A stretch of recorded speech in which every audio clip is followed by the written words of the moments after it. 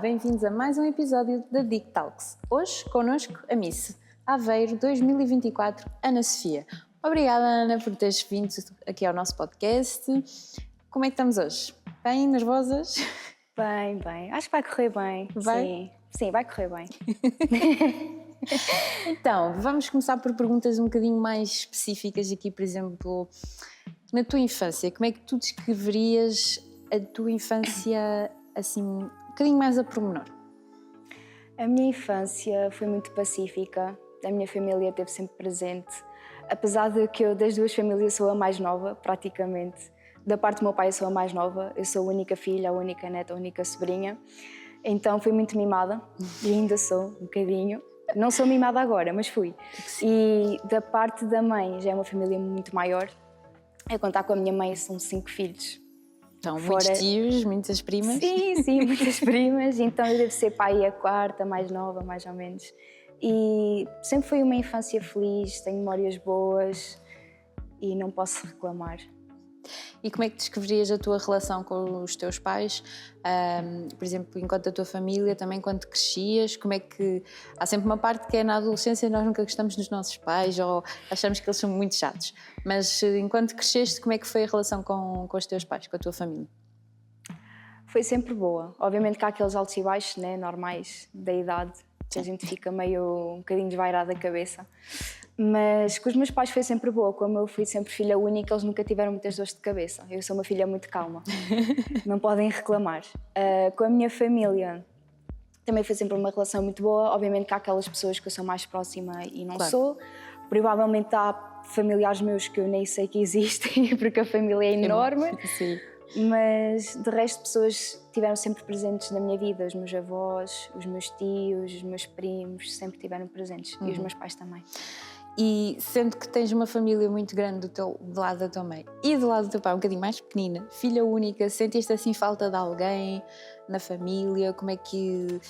Há algum momento em que disseste assim, eu gostava de ter um irmão ou gostava de ter aqui alguém que me acompanhasse no meu crescimento? Como é que isso te impactou de alguma forma? Eu digo isso até hoje. Eu gostava de ter uma irmã mais velha. Porque é sempre aquela coisa, as minhas amigas que eu conheço, algumas já têm as irmãs mais velhas. E sempre disseram assim, olha, vou ali a uma festa, queres vir? É sempre aquela companhia. Com irmãos, não sei se ia dar conta, porque irmãos costumam ser muito protetores. Ok. E tu não gostas tanto dessa parte? Não, eu não preciso de guarda-costas, eu fico aí sozinha. Mas a irmã é sempre aquela coisa, de ter sempre alguém para conversar, ter uma pessoa mais velha, para ter o seu ponto de vista. Mas, por um lado... também gosto de ser filha única, é tudo para mim. Foste muito mimada também pela tua família, sim. né? Então... Sim. Mas, por exemplo, de que forma é que este ambiente todo, os miminhos todos, uma família grande da parte da mãe, como é que isso te moldou, por exemplo, enquanto pessoa? Hoje, olhando para trás, como é que achas que isso te pode ter moldado de alguma forma? Eu acho que por os meus pais terem me protegido tanto quando era pequena, eu tornei-me uma pessoa muito ingênua. Hoje em dia já não sou tanto assim, obviamente que vai passando experiências da vida que Claro. a gente vai aprendendo, mas quando estava no ensino básico, por exemplo, antes do 10º ano, eu era uma pessoa muito ingênua. Muito Acho que mesmo. todos somos uma certa Sim, altura. mas eu era de um nível estúpido. As pessoas faziam as coisas à minha frente. E tu acreditavas sempre na bondade das pessoas. Sim, eu assim, pronto, ok, a pessoa ajudou-me naquele momento, eu não vou abandoná-la. Sim. Ser ingênua. E eu acho que isso influenciou muito, porque como estava sempre ao pé dos meus pais, era sempre aquela coisa. E eu não gostava de viajar sem os meus pais. Eu tenho família em Espanha, eu nunca fui para lá sozinha, eu não tinha coragem de deixar os meus pais. Hoje em dia, muito provavelmente sim, porque já estou numa idade diferente. Mas, por exemplo, quando for para Elvas, eu vou sozinho, meus pais vão passar uma noite e eu assim, vocês vão passar longe. Eu fico aqui e vocês vão passar longe. É diferente, mas Sim, eu acho sim. que foi mais ou menos isso. As vivências também te levam até aí, não é? Ou Sim. seja, já passaste por outras coisas que consegues... hoje consegues ter essa... cortaste um cordão umbilical, vamos por assim dizer, Sim. não é? Embora ainda convives muito com eles, vives com eles, mas o cordão umbilical daquela ligação toda 24 sobre 24 já conseguiste fazer esse Sim, corte? porque também como eu estudo em Aveiro e às vezes eu vou ao ginásio de manhã e depois passo o dia todo fora, eu não estou com eles. Sim. E eu passo muito tempo sozinha agora, o que me faz bem. Eu passo imenso tempo sozinha, às vezes eu estou em Aveiro sozinha e não digo a ninguém que estou em Aveiro. E eu acho que isso também ajudou muito, comecei a passar mais tempo sozinha, então isso ajudou muito a distanciar-me um bocadinho dos meus pais. Portanto, enquanto filha única, nunca tiveste aquele tempo muito sozinha para sentir falta de alguma coisa? Não, assim, quando era criança é normal, os meus pais não me iam deixar sozinha. Sim. Mas eles, quando eu era mais pequenita, quando entrei para a idade dos 10, eles sempre diziam assim, olha, porquê é que não vais à Espanha ter com a tua tia? E eu assim, eu sem vocês não vou. Okay. Não ia. Mas eles sempre tentavam empurrar-me para fazer as coisas sozinha. Eu é que tinha sempre aquele pé atrás porque estava sempre no ambiente deles. Sim. Ok, pronto. Então não é culpa deles, é culpa minha. É culpa deles. A minha culpa é minha. E aqui, eu sei que passaste por algumas mudanças drásticas com o teu corpo, enquanto cresceste. Como é que a relação com o teu corpo e essas mudanças, o que é que te levou a passar por essa fase? Como é que lidaste? O que é que aconteceu aqui para acontecer essa mudança e o que é que te levou a conseguires lidar com isso e como é que conseguiste lidar com isso? Eu na altura não lidei. E não lidei por muito tempo, por isso é que eu entrei no ginásio, porque eu não estava a conseguir lidar. Eu emagrecia e engordava em uma diferença de 3 meses. Eu ia à médica e a médica assim, olha, engordaste, olha, emagreceste. Era sempre aquelas oscilações. E foi sempre um processo um bocadinho complicado o peso. Até hoje eu não gosto de me pesar. Eu quando vou-me pesar ao ginásio, eu não olho sempre à balança. Acabo por ver, mas eu tento evitar ao máximo porque eu não gosto. Uma má relação aqui com os números da balança. Odeio, não façam isso, não façam. Não, mas todos temos um bocadinho esta má relação, não é? Sim. Mas as oscilações de peso então eram muito drásticas e em pouco tempo tu oscilavas de um peso para o outro repentino. Sim, porque devido às situações que eu estava a passar escolares, há sempre... Eu era pequenita, como disse, eu era filha única. Sim. Então a minha mente não estava muito preparada para isso. Apesar que os meus pais tinham aquelas conversas comigo, olha, tens de aprender-te a defender e tudo mais, eles sempre deixaram isso claro. Só que eu pensava assim, eu ainda sou nova, ainda sou criança, então se eu precisar de alguma coisa vocês vão estar aqui. E os meus pais assim, nós não vamos estar aqui sempre. Sim, principalmente em ambiente escolar, se acontece alguma coisa, eles não estão lá contigo. Exato, não é? e eles nem podem entrar para fazer alguma coisa. Claro. Então tiveste que lidar de uma forma um bocadinho brusca com esta situação. Sim, mais tarde, não é? Eu não falava disso com os meus pais. Os meus pais só souberam das situações que se passaram comigo há pouco tempo. Ok.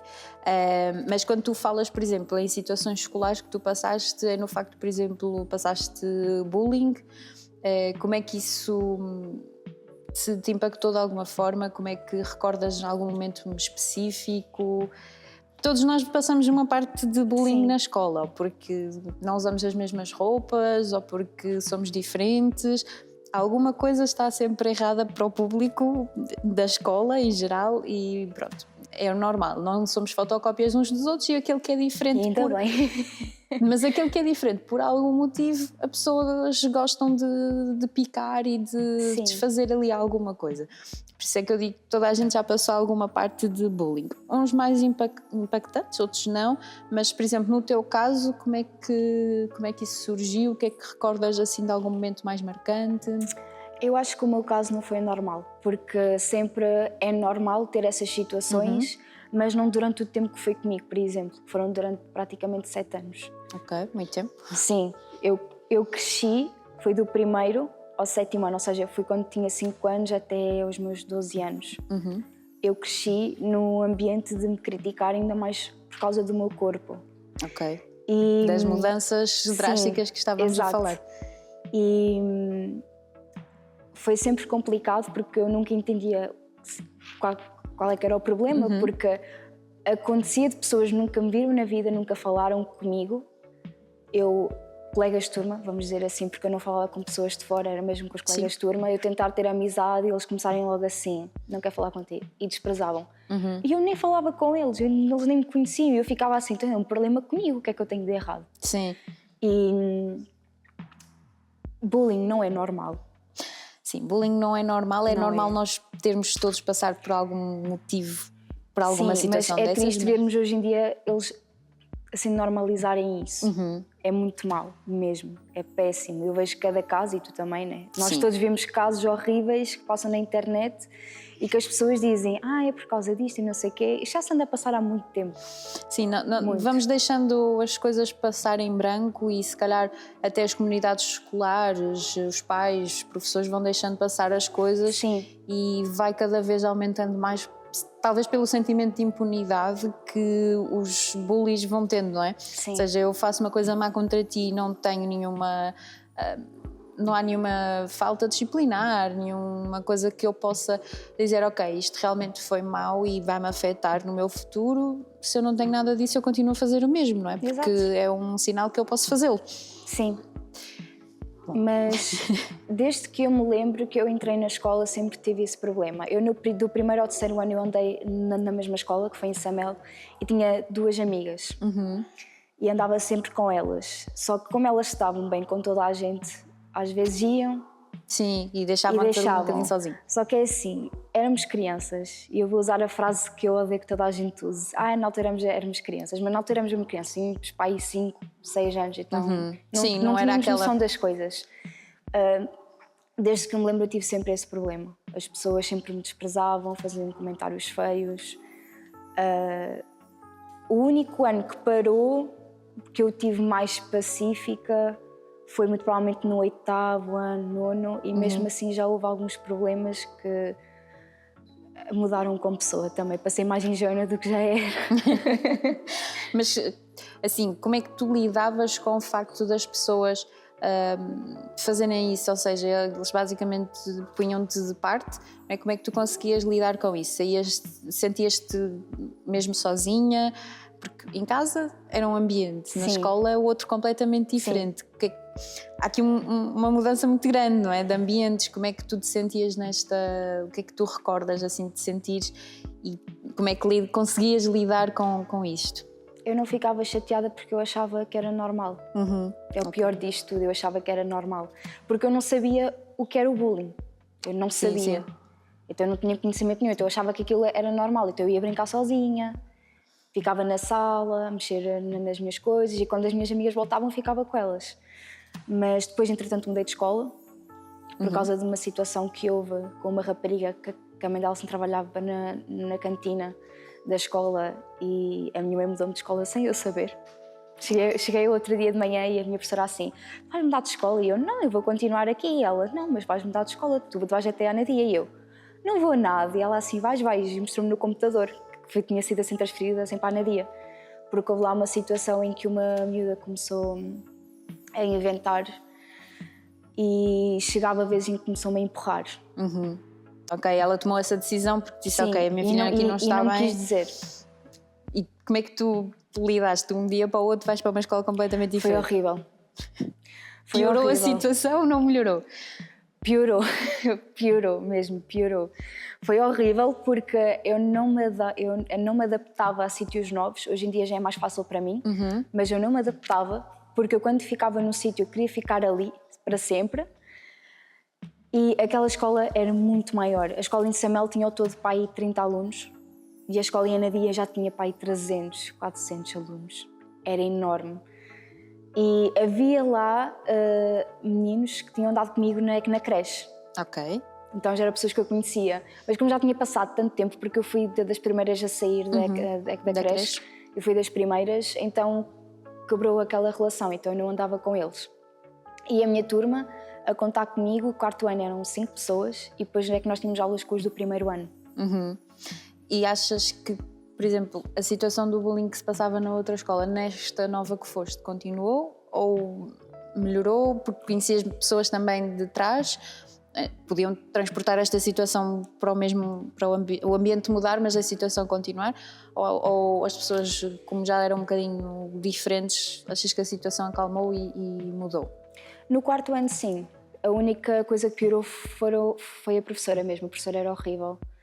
Ela fazia coisas que faziam nos anos 70, 80, se é que me entendes. Era horrível, porque os miúdos de 1º ano ainda estavam a aprender o abecedário e quando eles não sabiam ela ficava super irritada e começava a gritar com eles. Mesmo, era horrível.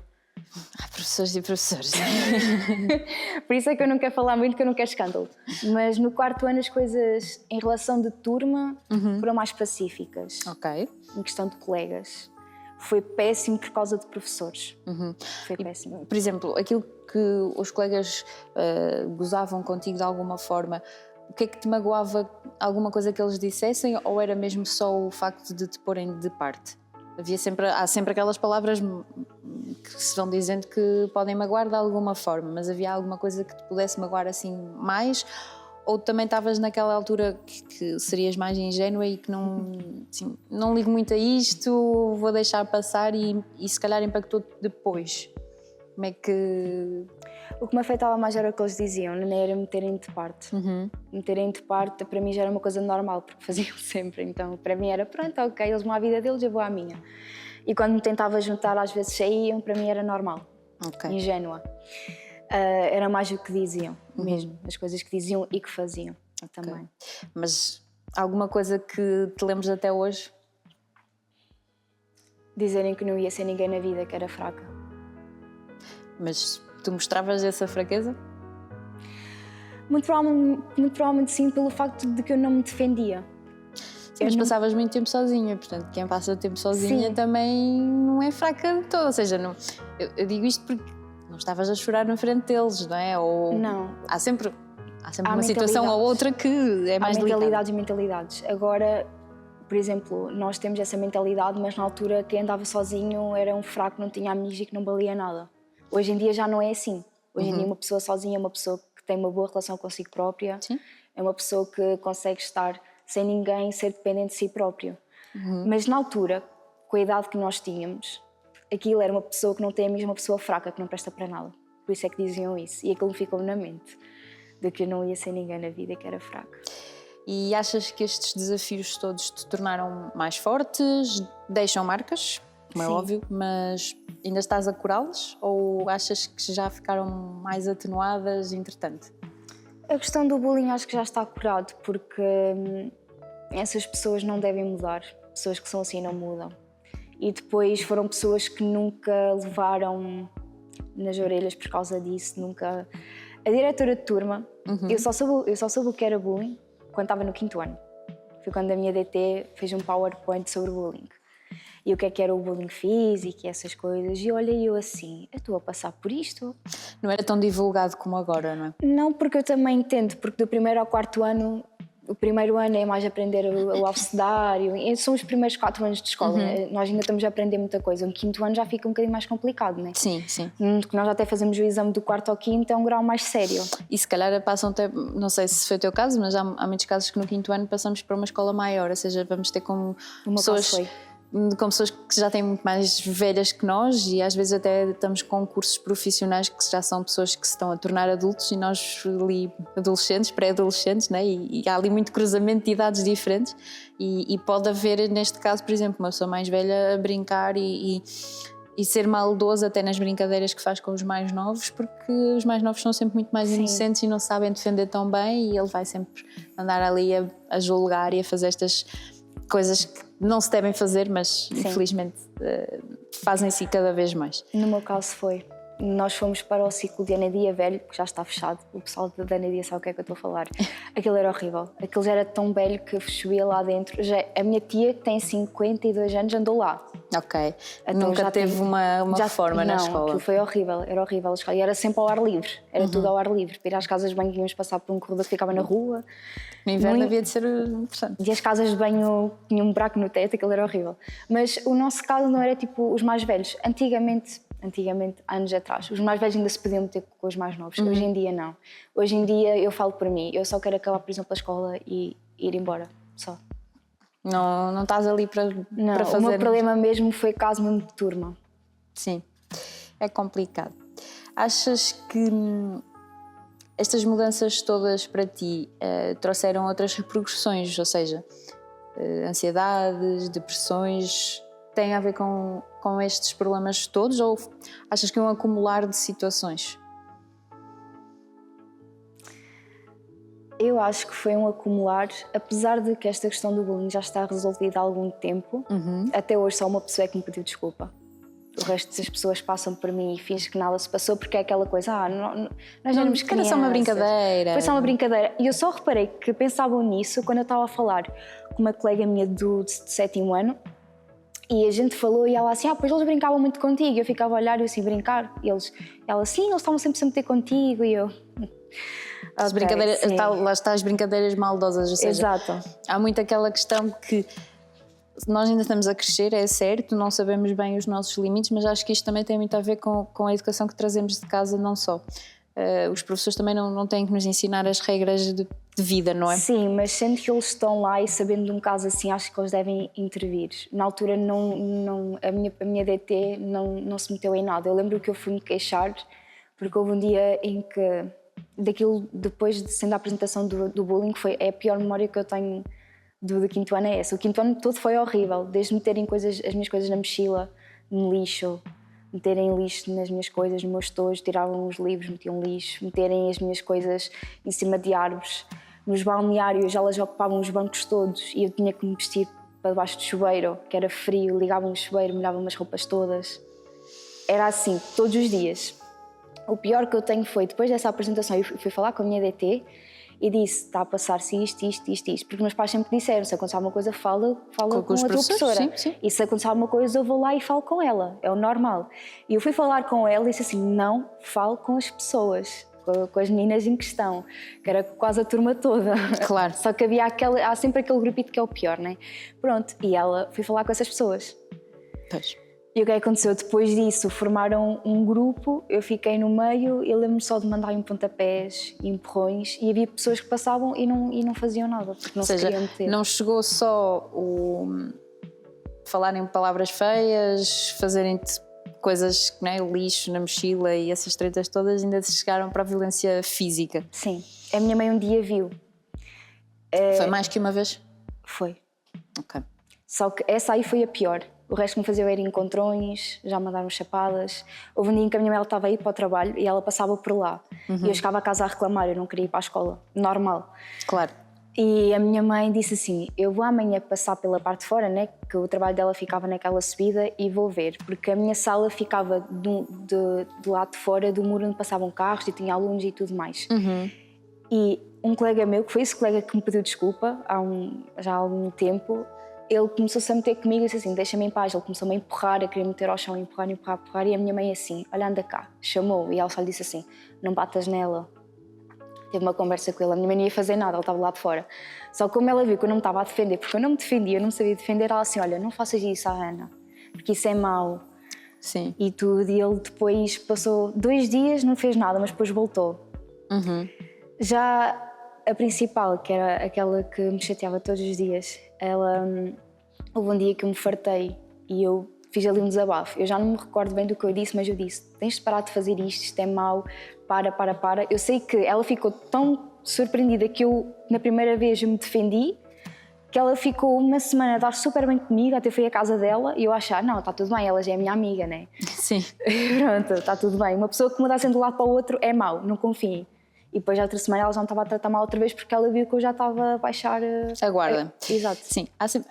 Lá está, a tua liberdade acaba ou começa quando se interfere com a minha, não é? Se tu não estás bem ou se não estás confortável com a brincadeira que eu estou a fazer, eu tenho que parar.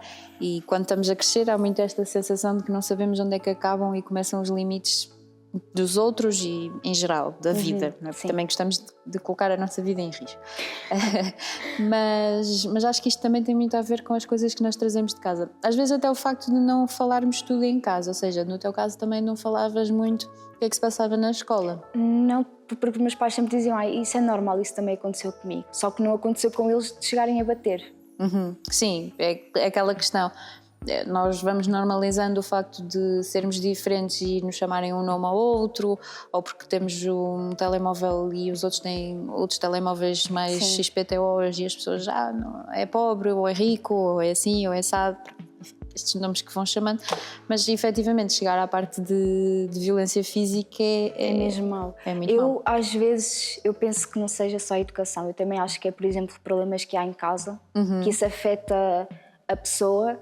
E os pais nem dão de conta ou a pessoa não fala. Por exemplo, no 7º ano havia 2 rapazes que um deles fazia o que o outro fazia. O outro, um desses rapazes até chegou, ele quase que me chegou a empurrar das escadas.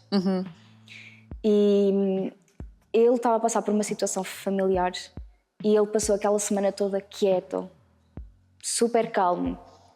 Eu até fui ter com ele, fui ter com ele e disse, olha, se precisares de alguma coisa eu estou aqui, não sei o quê. Eu mesmo sabendo que ele me tinha feito mal, eu mesmo assim disse, olha, alguma coisa eu estou aqui, depois de tudo eu perdoo-te e tudo mais. Eu sou assim.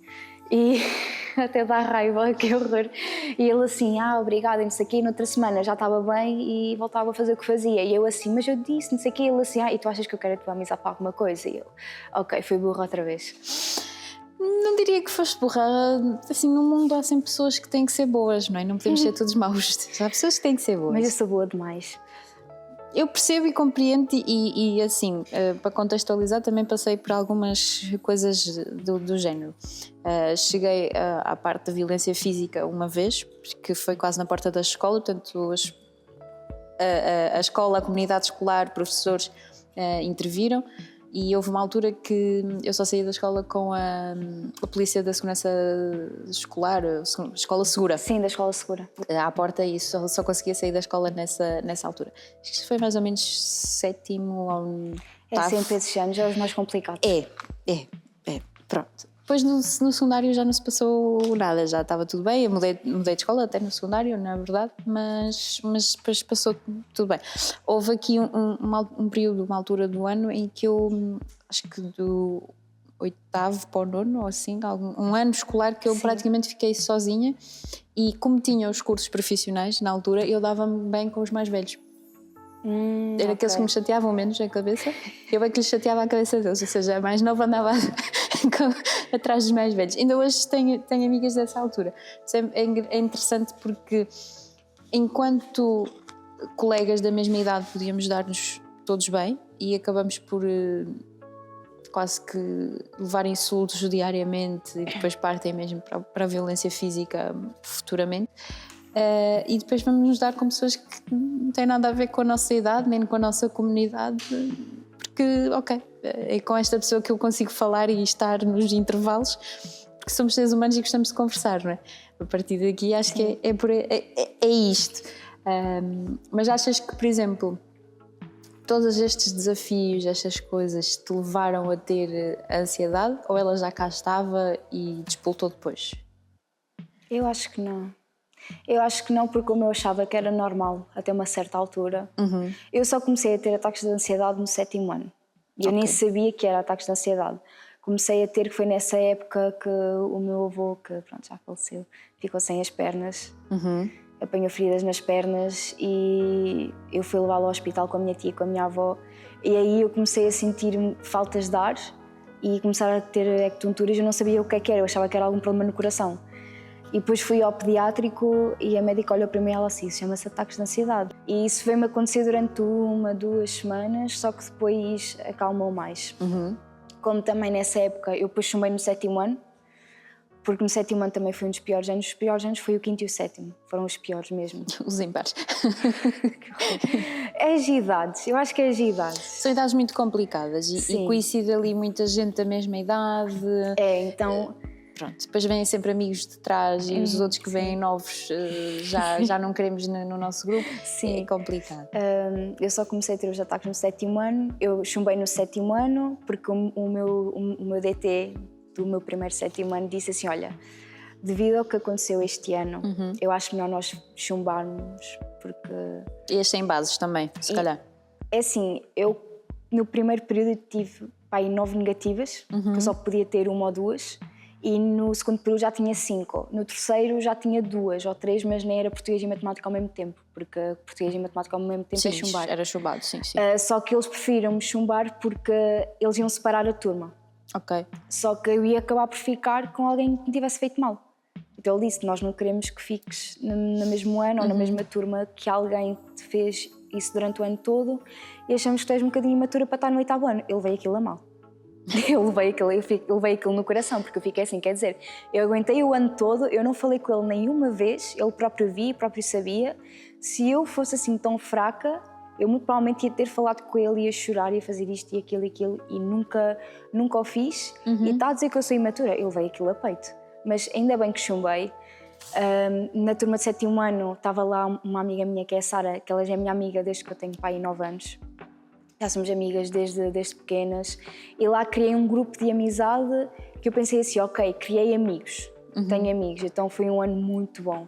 Boa. E aí nas crises de ansiedade estavam mais calmas? Aí foi quando eu comecei a ter. Foi nesse ano por causa do que tinha acontecido do meu avô. Mas como não foi durante um tempo prolongado, acho que também foi por conta que tinha as pessoas à minha volta e era um ambiente saudável, tanto em casa como na escola. E pronto, não posso reclamar do 7º ano, né? Apesar de que... Da segunda vez, não é? Foi melhorzinho. Da segunda vez, não foi da primeira, foi da segunda. Mas ainda bem que chumbei. Eu agora olho para trás e às vezes as pessoas elas tomam decisões que nós ficamos super chateados e revoltados porque eu nunca queria, o meu objetivo era fazer a escola sem chumbar um ano. Ok, mas pronto. Ainda bem que chumbei. Sim, muito obrigada, Sr. Carlos. Era de ciências. Era de ciências. É complicado. É complicado. Sim, eu sei que é complicado. Mas estas, por exemplo, olhando para trás, todas estas experiências que tu foste vivendo, o facto também de te julgarem muito pela aparência, pelas mudanças drásticas que ias tendo no teu corpo, como é que isso moldou a tua relação contigo e como é que afetou também a saúde mental e a tua saúde física, não é? Porque tinhas mudanças drásticas grandes. Eu no 7º ano eu estava muito acima do peso. Eu no verão do ano para o outro eu fui para a Espanha, fui sozinha. Meus pais disseram, vai para a Espanha, vai, vê outros lados, não estejas aqui. E aí eu engordei, cheguei a ter 70 quilos, estava muito acima do peso, tinha 12 anos. Tinha 1,60, 1,61. E eu, para mim, estava ótimo, eu estava super confiante, estava-me a sentir bem. Então foi um ano mesmo assim, ok, este é o meu ano. Não foi. Eu só comecei a ter noção do peso que eu tinha quando fui ao pediatra porque tive uma lesão no meu joelho, fui-me pesar à triagem e estava lá 70 quilos, estava lá a altura a idade e ela assim, tu estás muito acima do peso. E eu assim, mas o que importa é que eu sinto-me bonita, né? Ainda hoje tenho esse pensamento. Mas sei que estou num peso saudável. Eu estou dentro do meu peso, graças a Deus. Mas depois, nesse ano, começaram a aparecer as estrias, comecei a ver gorduras nas pernas e eu não tenho a barriga lisa. E eu, ok, já estou a entender, agora estou gorda. Eu olhava para o espelho e via-me como uma pessoa gorda. Tu achas que também o facto de aquelas pressões, a pressão estética que todas as mulheres sofrem, não é? Não podemos ter celulites, não podemos ter estrias, não podemos ter um pelo fora do sítio, só seja só pelos só na cabeça e sobrancelha e pouco mais. Mas tu achas que essas pressões estéticas também dificultaram por aí? Ou seja, tu já tiveste ataques de ansiedade antes, já sabias o que era, tens estas pressões estéticas todas com estas mudanças, achas que isto foi uma bola de neve outra vez? Para voltar? Não, eu acho que o que me fez mal foi lembrar do que as pessoas me tinham dito antes. Eu dizer assim, ok, elas têm razão. Porque eu naquela altura, durante esse tempo todo, eu nunca tinha olhado para mim e ter parado a dizer assim, ok, será que eu estou bem, será que eu estou saudável? Nunca tinha parado para pensar. Só comecei a ligar mais quando eu comecei a ver o que é que estava a aparecer no meu corpo, que é normal. As estrias, celulite é normal, são lindas, tá? Não façam lasers nem nada, por amor de Deus. Só se quiserem, não sou contra, mas...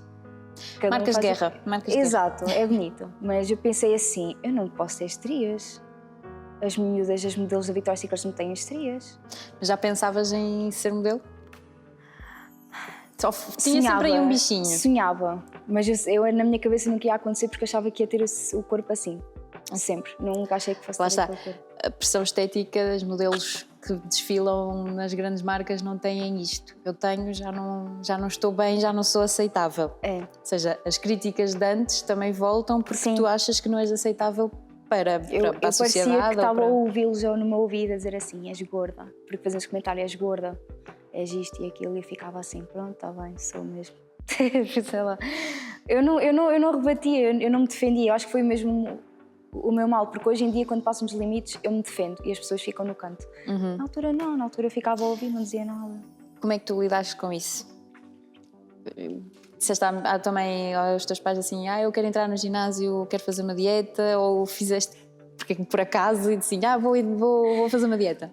Eu entrei no ginásio em 2022. Não, fui em 2023. Já estou no ginásio há 2 anos. E eu entrei porque eu estava a fazer estágio em Oliveira do Bairro e o hotel onde eu fazia o estágio ficava mesmo em frente ao ginásio. Assim, como é que será andar no ginásio? Ok, até aqui ainda não tinhas andado. Não, ficaste com aquela curiosidade. Sim, eu nunca tinha pensado em entrar no ginásio, nunca. Eu emagreci. Porque fizeste uma dieta sozinha? Ou eu deixei de comer. Também é mau. É mau, não façam, não façam, é horrível, não façam isso. Eu, do meu segundo, 7º ano até ao 9º, obviamente que fui crescendo, mas mesmo assim estava muito acima do peso. Eu lembro-me que eu no 9º ano pesava 65 quilos e depois no intervalo dos meses de verão, ou seja, são 3 meses, quando cheguei ao 10º ano tinha 42 quilos. Eu deixei de comer. Como é que os teus pais viram isso em casa? Eu sou teimosa. Os meus pais avisavam, mas assim, Ana come. Eu, não sei o quê, que eu fico gorda. Eles diziam, Ana, mas tu precisas de comer. E eu, não sei o quê. E eles diziam, Ana, é para o teu bem. Só que depois eles diziam assim, ok, queres ter a tua ideia, queres ter a tua vida, faz o que tu quiseres, mas depois tu não digas que estás assim ou estás assado, porque eles ficaram muito tempo a avisar, só que depois eles pensaram assim, ok, é melhor ela ter o choque, porque às vezes nós precisamos de levar o choque, né? De bater, que é para termos a noção das coisas. Mas essa perca de peso tão grande, tão de repente, não, assim, falta de nutrientes, não comias, portanto, falta de nutrientes e falta de energia, alguma coisa isto de mal te deu, ou seja, o que é que tu conseguiste? Ok, conseguiste perder o peso, mas conseguiste também perder outras coisas pelo caminho, não? Não, por acaso estava muito bem. Eu estava a sentir-me na mesma, só que mais magra. Mas clinicamente os exames acusavam alguma coisa? Que estava muito abaixo do peso. Falta de nutrientes, vitaminas? Não sei, coisas? Eu não me lembro. Eu acho que nem cheguei a fazer exames, porque eu nem queria saber, tipo, estou magra, é o que interessa. Bora. Mas sentias-te mais feliz por isso? Sim, na altura sentia-me, hoje em dia não. Hoje em dia eu vejo as fotos e eu, Ana, tu foste tão burra, Ana. Porque por causa disso o meu estômago fechou, então eu não consigo comer muito. Por isso é que eu não gosto muito de ir a restaurantes, por exemplo, ou comer à frente dos meus pais num sítio público. Porque eles diziam assim, Ana, come. Porque eu não como muito, porque o meu estômago fechou, literalmente. Eu não como muito. Tu achas que de alguma forma estas junções de coisas com a saúde de uma pessoa importante na tua vida, como o teu avô, te despoltaram a ter depressão? Por causa do meu avô, sim. E também por causa de situações que aconteceram escolares, que foram péssimas. A escola atua no que tinha de atuar. São coisas que acontecem ao longo da vida e vão acontecer, que é pessoas falarem de nós. Só que, como na altura eu não era conhecida, ninguém sabia quem é que eu era, e do nada já toda a gente sabia quem eu era por um motivo mau, aquilo afetou-me muito. Aí eu própria já pensei assim, eu não estou bem. Mas eu pensei mesmo, pronto, há aquelas fases más, né, que a gente passa. Mas quando uma certa pessoa, um certo anjo que caiu do céu começou a falar da minha mãe, eu pensei assim, não, isto não pode ser assim, falar da minha família não. E fui falar com as pessoas, resultou em ameaças de agressão e foi quando os meus pais viram que eu não estava bem, o assunto também era sensível, fui à médica, fui à psicóloga, fui diagnosticada com depressão e ansiedade. Comecei a tomar os antidepressivos, os comprimidos para dormir, tinha os comprimidos SOS. Com que idade? Tinha 17. Tinha 17. Ainda era um bebê. E depois eu fui mostrar à minha DT. Eu estou a contar isto porque eu sei que há muita gente que pode estar a passar por isto. Passa muita gente pelo mesmo. Sim, e não sabem o que fazer. Portanto, é assim, ouçam aqui a Ana, que a Ana já passou por isso e sabe. Já passou por isso. Já passamos. Já passamos. Mas o meu caso foi mesmo um caso um bocadinho grave. Eu não vou dizer aquilo que espalharam porque também já não tem nada a ver. Sim. Mas foram coisas más que podiam levar a consequências um bocadinho extremas, sem eu ter feito nada. E depois, quando eu fui diagnosticada e tinha os prints das ameaças de agressão e tudo, eu fui mostrar à minha DT e ela mandou para o Conselho disciplinar da escola. Na altura era a professora Elvira, a diretora. Eu tinha muito medo dela, porque ela tinha muita cara de má, mas ela é fofinha. E ela... Mas atuou sobre o que era preciso atuar? É assim, eu não fazia da maneira que ela fez. Porque eu disse-lhe assim, não falem com ninguém daquele grupo, porque era um grupo. Porque eu no 10º ano fui o melhor ano da minha vida. Eu dei-me bem com toda a gente. Eu era muito bem, tipo, sociavelmente, eu conseguia falar com toda a gente. E no 11º, de um momento para o outro, as pessoas que eu andava começavam a falar isso de mim. E como eu já tive decepções de amizades em grupo no passado, eu nunca vou ter um grupo de amizade sincero. Então isso também começou-me a afetar. Claro. E quando eu descobri que foram eles, eu fiquei assim, como é que eles puderam fazer isso? Porque quando eles andavam a falar, eles andavam comigo. E eu assim, como é que é possível uma pessoa ser assim? Eu nunca serei capaz de fazer isso. Mas lá está, são mentalidades diferentes. Sentes que se calhar aproveitaram-se um bocadinho da tua amizade e se calhar não ingenuidade, porque já não eras tão ingênua, mas ainda ali um bocadinho, aproveitaram-se do facto de, por exemplo, desabafares alguma coisa com eles e espalharam coisas que se calhar na verdade até, não é, quem conta um conto acrescenta um ponto. Portanto, sim, o caso deles é que eu não tinha falado nada com ninguém, eles ouviram de outras pessoas e não foram capazes de vir ter comigo falar, foram logo espalhar. E quando fui para o Conselho Disciplinário, assim, não falem com ninguém daquele grupo, não falem, ainda mais com a pessoa específica que andava a espalhar coisas da minha mãe, não falem com ninguém, porque, como vocês devem calcular, eles vão falar uns com os outros, vão acabar por saber e vai piorar a situação. E o que é que fizeram? Chamaram uma pessoa. Eu só me lembro que eu olhei para ela e nem tive reação, porque eu estava sob medicação, eu estava só a olhar para ela, não tive reação nenhuma. Quando eu fui até a casa da minha avó, eu disse à minha mãe, a minha mãe ligou à minha DT, e depois a minha DT disse, olha, amanhã não vais à escola, porque eles vão chamar a rapariga, e a mãe dela vai lá e não vais à escola. Porque eles estavam com medo que acontecesse alguma coisa. Claro. Eu não fui, eu estava nas máquinas de venda 24 horas, liga-me um número que eu não conheço, atendo, e é a agente tal, não sei o quê, é da escola segura, e eu, pronto, foram meter a polícia no meio. Eu não queria... Mas acho que faz parte das normas e tem que só comunicar. Que é assim, eu achava que aquilo ia ser só uma coisa escolar, não achei que fosse meter a polícia mesmo, pois... Mas ameaças de violência e de morte já envolve outras coisas. Eu não tinha noção disso, eu achava mesmo que ia ser um problema escolar. E depois fui ao posto, os 2 agentes que por acaso eles iam lá à escola fazer aquelas palestras da Rua Segura e tudo.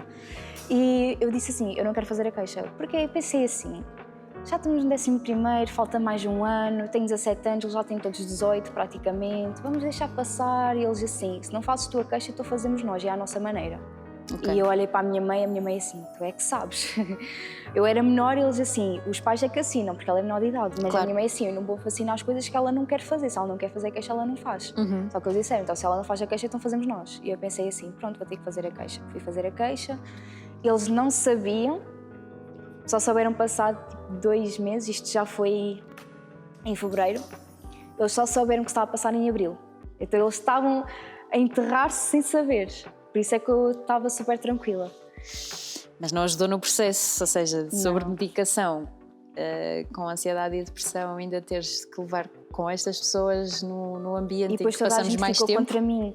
E depois eu ia à casa de banho. Assim, nós mulheres falamos na casa de banho, né? Falamos muita coisa. E eu estava na casa de banho e eu ouvia as minhas vezes assim, já viste a Ana, não sei o que, ia falar. Pessoas que eu não conheço. E eu fiquei assim, eu não quero que as pessoas falem de mim ainda mais por causa disto. Sempre ao menos que seja de uma coisa boa. E pronto, só que depois quando eles descobriram, uma delas pediu-me desculpa, eles pediram desculpa e uma que só quis o advogado. E a professora Elvira disse, ou faz isto também ou faz isto também, quer já pedir desculpa? E ela disse que não tinha coragem de pedir desculpa. Só veio pedir desculpa no início do outro ano letivo, 12º. E como eles já tinham parado, eu disse assim, olha, podemos ir andando. E eu assim, olha, eu já não quero continuar com isto, eles já não me estão a fazer nada, não vale a pena eu estar a chatear. Porque cada vez que eu recebia a carta da polícia, eu tinha um ataque de ansiedade. Porque era sempre aquela coisa, ainda está na polícia, é um processo longo. São processos muito demorados. Sim, e eu fiquei assim, eu não quero mais, parecia que estava numa bolha, não conseguia sair dali. Ou seja, tu achavas que estavas a tentar ultrapassar e voltavas a reviver tudo outra vez, cada vez que vinha uma carta? Sim, basicamente, porque era do mesmo assunto. Só que depois, quando eles souberam, eles pararam e eu recebi uma carta para ir para lá, para o posto, e disse, eu não quero mais continuar com isto, eles já não estão a fazer nada e não faz sentido eu estar a continuar. Ele disse assim, olha, isto vai para tribunal, não sei o quê, tu és menor, sabes que podes ganhar alguma coisa com isto. E eu assim, eu prezo muito mais o meu psicológico do que qualquer dinheiro. Porque se aquilo fosse para tribunal, eles tinham provas, eu podia ganhar muita coisa. Só que Sim, claro. eu prezo muito mais eu sair disto e eles continuarem na vida deles e eu na minha do que estar a continuar na polícia. Acho que vai ser pior. Sabe Deus se não iríamos continuar ainda em processo judicial? Pois, se calhar ainda ia continuar e já acabei a escola há 2 anos. Porque isto é muito demorado mesmo e entretanto pandemias isto ficou tudo parado, portanto se calhar ainda irias continuar assim, com isto. Eu no 10º ano já estava, era de 2021, portanto aquilo já foi depois do Covid. Só que os processos na polícia são sempre muito complicados. Sim. E depois eu comecei a parar de tomar a medicação em junho, que foi quando entrei em estágio, e depois eu deixei de tomar em agosto. Já não estava naquele ambiente escolar, já estava... Como é que sentiste sem medicação? Senti que não ia ser tão feliz como era antes. É sempre aquela coisa assim. A gente, por exemplo, está bem, acontece alguma coisa, saímos daquilo, mas parece que nunca vai ser como antes. Sim. Eu digo que isto é uma luta para a vida. Depressão e ansiedade é muito dentro da nossa própria cabeça, ou seja, nós com os nossos próprios pensamentos, isto às vezes é uma guerra interna. Sim. E às vezes é para a vida, não é? Nisto tudo, qual foi o momento mais difícil da tua vida? Foi quando perdi o meu avô. Ou seja, violência na escola, bullying, Ana aguenta tudo. Eu preferia passar, vou ser sincera, preferia passar por isso outra vez do que perder o meu avô. Foi difícil? Como é que tu superaste isto? Era uma pessoa muito especial para ti? Da parte da família pequena ou da parte da família grande? Grande. Da grande. Da parte da família pequena está tudo rijo ainda. Está tudo ali. Está tudo em pé. Para o que der e vier, mas isto foi então vivido intensamente, ou seja, um avô de muitas netas e netos, não? Ele era mais chegado a mim e ao meu primo João, porque o meu avô em 2018 ficou sem as pernas. E nós ali logo a família juntou-se muito porque o médico disse que ele podia apanhar depressão porque o meu avô era uma pessoa que tinha a vida muito ativa, ele passava o dia todo fora nas caminhadas dele. Fazia muita coisa? Sim, ele ficava mais no café, só que ele ia dar as voltinhas todas por anadia, ia devagarinho e tudo mais, e do nada de um momento para o outro perder as pernas é um impacto enorme. E eu nunca tinha visto ninguém assim sem as pernas, então eu lembro que a primeira vez que ele amputou as pernas, eu fui levá-lo ao hospital com a minha avó e com a minha tia. E eu fui a última a sair do quarto, eu olhei para ele mandou-me um beijinho, eu também mandei um beijinho para ele. E quando ele amputou a segunda perna, eu cheguei ao quarto e ele assim, eu já não tenho as 2 pernas. E eu olhei para ele e eu assim, avô, já não tens. E ele assim, olha aqui. E eu, avô, não quero ver, porque a gente já podia ver, só que eu não queria ver mesmo. Estava com as ligas, não é? Estava, mas eu nunca tinha visto ninguém sem os membros, foi a primeira vez. E eu lembro-me que aconteceu uma coisa muito engraçada, mesmo, que foi quase tipo um milagre, porque nós fomos a todos os lares possíveis e imagináveis de Anadia e arredores à procura de uma vaga para ele, porque ninguém tinha condições para ficar com ele. A minha avó não tem condições. Claro. Os filhos trabalhavam, os netos estudavam. Exato. Portanto... E até mesmo de estrutura, as portas eram muito estreitas, tinha degraus. Pronto. Sim. E eu lembro-me que passámos 2 dias, eu, o meu tio e a minha avó passámos 2 dias a todos os lados à procura de quarto e não havia quarto, não havia nada. E o meu avô disse, olha, eu vou buscar o pai ao hospital e levo para aqui e a gente vê logo o que faz, para ele passar pelo menos esta noite e a próxima. E quando ele estava a vir de Coimbra, ligam do lar de Anadia, que a minha avó trabalhou lá, a dizer que tinha falecido um senhor. E no dia anterior tinha falecido a mulher dele. Ok, então tinha um quarto. Então foi logo, no momento em que ele estava a vir, foi logo quando a minha avó recebeu a notícia que o senhor ele tinha falecido. E eu tenho a pequena impressão de que eles eram conhecidos da minha avó, porque eu lembro-me que a minha avó assim, aquele casal morreu, eu acho que eles conheciam. Então foi uma coisa de milagre mesmo assim, como é que é possível, do momento em que ele saiu do hospital, ele estava quase a chegar a Anadia, ele já teve vaga. Foi uma coisa assim... Boa, também. É boa, mas eu fiquei um bocadinho coisa e pronto. Eu não queria ver as pernas, até que um dia ele estava deitado lá na cama, todo esticado, e a senhora tirou assim os lençóis e eu olhei e os meus pais olharam para mim e assim, Ana, vai lá até lá fora. Eu fiquei chocada. E depois, nos processos mais difíceis, ele tinha a dor ecfantasma, que é quando a pessoa sente a dor do membro que não tem. E nós não podíamos demonstrar qualquer tipo de emoção a ele, nem chorar à frente dele e tudo, para lhe dar aquela sensação que vai correr tudo bem. Claro. Então, uns domingos ele ia para a minha casa, uns domingos ia para a casa da minha tia de Coimbra, uns domingos estavam com os meus tios, pronto, era aquela troca que fazia. E eu lembro-me quando ele começava a chorar de dor, eu tinha que ir para a cozinha chorar porque eu não podia chorar à frente dele. E foi sempre assim. E depois, nos finais, nos últimos 2 anos, o meu tio foi para Coimbra, não tinha convite, então vinha de Coimbra para a Anadia e tudo mais. Então ele estava sempre em minha casa nos domingos, em casa da minha tia, então ele criou muito afeto por mim. Eu tenho o meu primo João, que é o filho da minha tia, só como ele está na universidade e trabalho, não estava tanto tempo em casa. Claro. Eu, como era um bocadinho mais desocupada, não, eu na altura estava a estudar, vamos falar assim. Sim, mas temos sempre um bocadinho mais tempo livre só a estudar, só claro. temos mais tempo, não é? Claro, então ele apegou-se muito a mim. E eu lembro-me que ele ficava no sofá e eu ficava ao lado dele ver os filmes, que ele gostava de tiros e agressões. Aquilo era uma coisa doida. E pronto. Sim, há uma certa idade que só gostam desses filmes, não é? Ai, o meu avô era horrível. de o meu tiros. avô era horrível. O meu avô era assim, se o protagonista levasse porrada, ele já não gostava do filme. Ah, bom. O protagonista é que tinha que dar. Exato, exato. Ele mudava ele assim, tu podes mudar isso, já não presta ao filme. Eu assim, vou, mas isso que é ele. Não presta, ele está a levar porrada, não presta para nada, é fraco. E eu assim, vou. Ele quando faleceu, ele tinha 81 anos. Então era uma mente muito retrógrada. Muito. Sim, um bocadinho antigas, e os filmes tinham que dar assim muita guerra, porque isso é que era bom. Tinham. Aquilo tinha de haver sangue mesmo. Ele gostava dessa. Pronto, enfim. Claro. Cada um gosta do que quer. Diz-me uma coisa. Quando é que começaste a recuperar a confiança em ti mesma?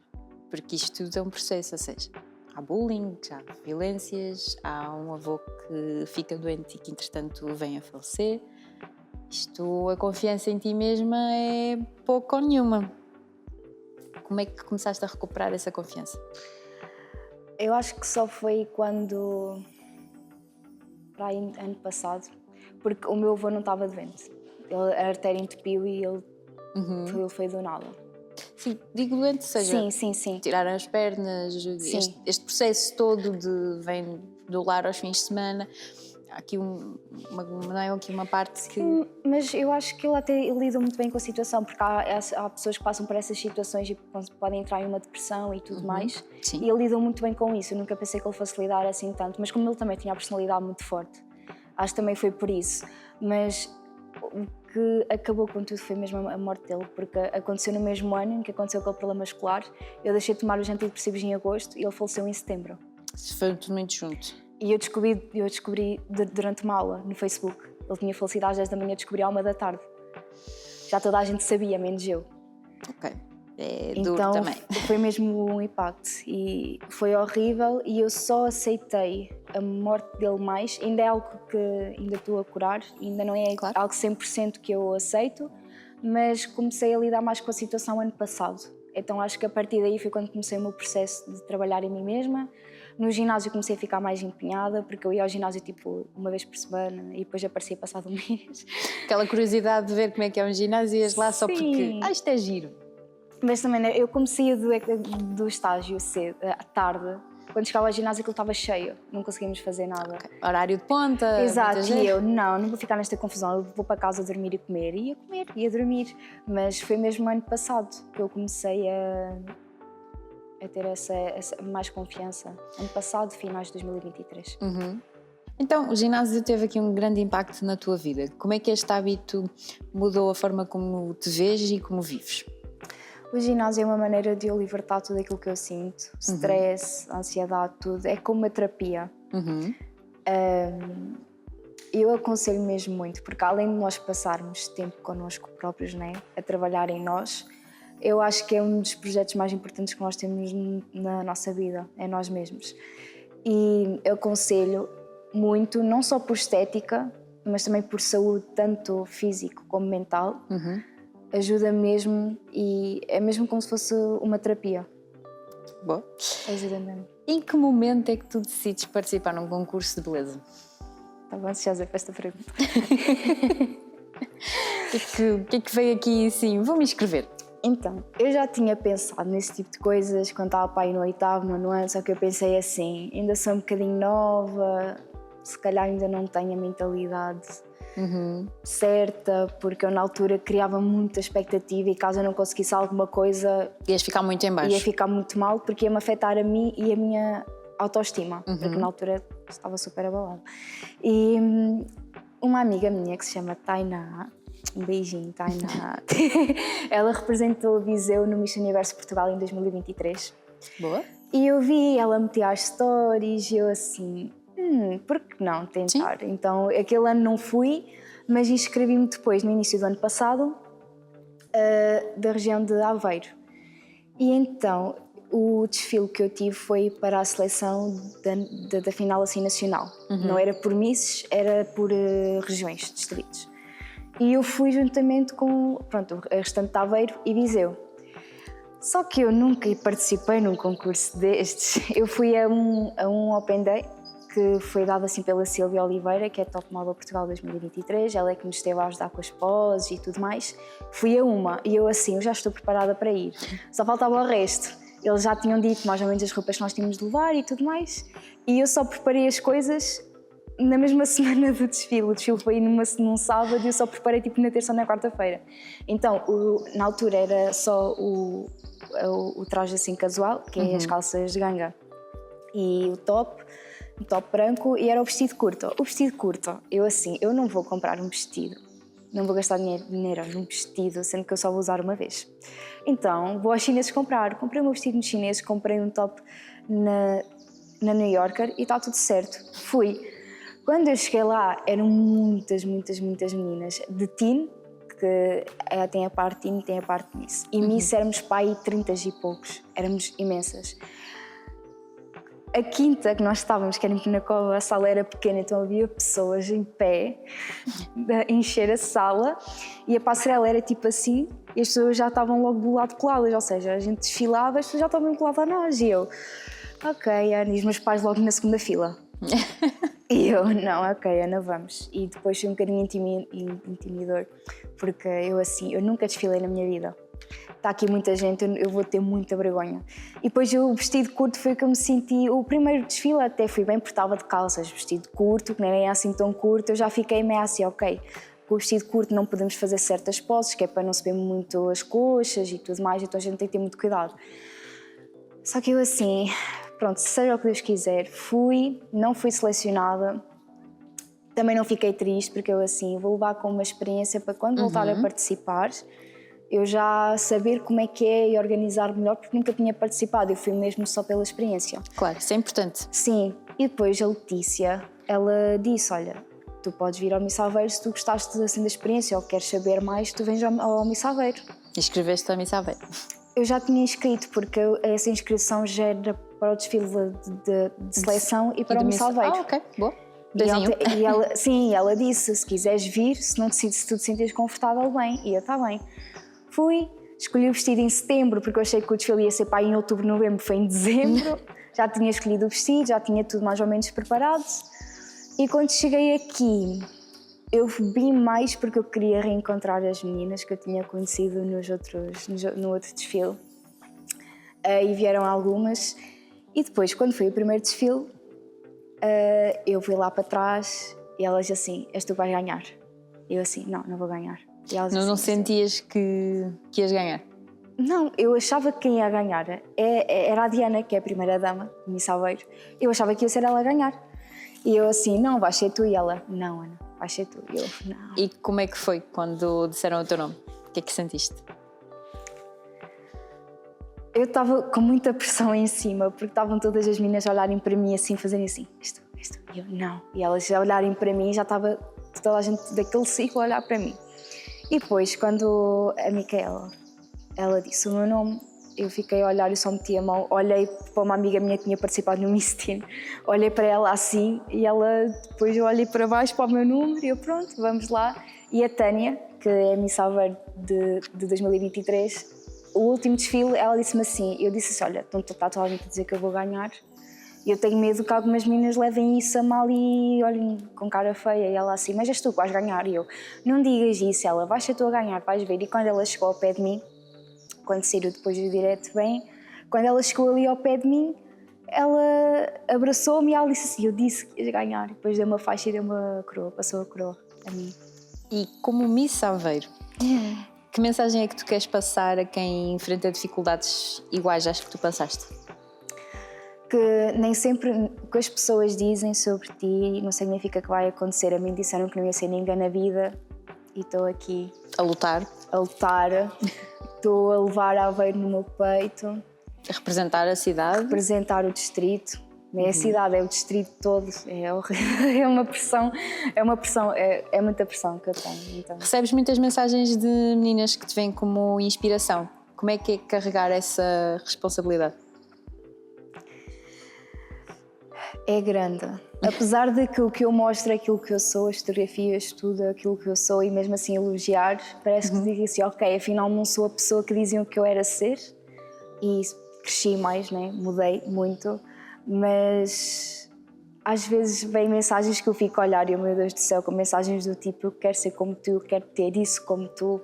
Eu fico assim, eu quando pensava isso, eu não pensava primeiro assim, ok, vou trabalhar para não ter igual, mas para ser melhor, ser a minha melhor versão. E é muito bom ter meninas a apoiar-me. Eu gosto muito delas. Um beijinho. Quais são os planos para o futuro? Mais concursos? Como é que planeias usar aqui o teu título de Miss para inspirar outras pessoas? É assim, o que eu pretendo com isto é mostrar a qualquer pessoa que nós conseguimos tudo, mesmo que as pessoas digam que nós não somos capazes ou que nós tenhamos crescido em ambientes difíceis, não digo só escolares, mas também familiares, que nós podemos conquistar as coisas se nós quisermos. E, por exemplo, qual é o maior ensinamento que tu tiras aqui da tua jornada? Que eu consigo ser aquilo que eu quero. Mas basta eu querer. Então, basta nós queremos para ser aquilo que nós quisermos, certo? Sim. Se tivesses que resumir a tua história numa frase, qual seria? Que o auto-amor é a lição mais bonita que vocês vão aprender na vossa vida. É isto. Então, temos a nossa entrevista feita, concluída. Nós estamos aqui na Quinta Azenhas do Boco, onde foi o desfile, onde ganhaste a tua coroa. E queremos agradecer à Quinta por estarmos aqui. Se vocês tiverem alguma curiosidade, vão ver. É a Quinta Azenhas do Boco, aqui em Vagos. É muito fixe para casamentos e eventos. Estejam à vontade. Também vejam as imagens do concurso, em que a Ana Sofia ganhou. Um dos vestidos é este, que tu desfilaste, certo? Sim, é o vestido curto. Vestido curto, com estas fitinhas todas engraçadas. É muito giro. Fiquem atentos também aos próximos capítulos do concurso. A Ana vai representar a cidade de Aveiro e estamos todos a torcer por isso. Portanto, bora lá torcer pela Ana! Olá a todos, o meu nome é Ana Sofia e eu sou a vossa atual Miss Aveiro 2024 e hoje nós estamos aqui na Quinta das Azenhas do Boco, localizada em Vagos, a quinta onde eu tive o prazer de receber o título de Miss Aveiro 2024 em dezembro, e é uma quinta onde vocês podem realizar os vossos eventos, como casamentos, batizados, festas. É uma quinta lindíssima, com um espaço incrível, junto da natureza. Portanto, se vocês querem procurar algum sítio para realizar o vosso casamento, por exemplo, pesquisem Quinta das Azenhas do Boco, localizada em Vagos. Beijinho!